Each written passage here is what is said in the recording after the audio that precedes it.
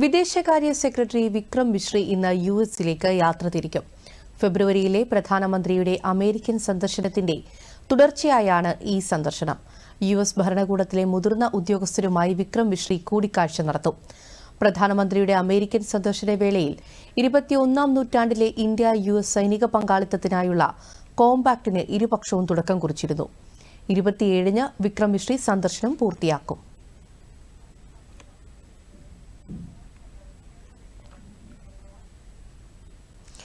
ഇന്ത്യയുടെ പ്രഥമ പ്രധാനമന്ത്രി ജവഹർലാൽ നെഹ്റുവിന്റെ 61ാം ചരമവാർഷികം ഇന്ന്.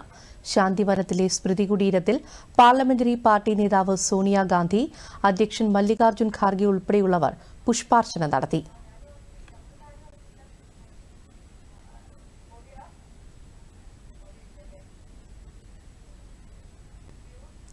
ആധുനിക ഇന്ത്യയുടെ ശില്പിയായ നെഹ്റുവിന്റെ സംഭാവനയില്ലാതെ 21ാം നൂറ്റാണ്ടിലെ ഇന്ത്യയെ സങ്കല്പിക്കാൻ കഴിയില്ലെന്ന് അനുസ്മരണ സന്ദേശത്തിൽ ഖാർഗെ കുറിച്ചു.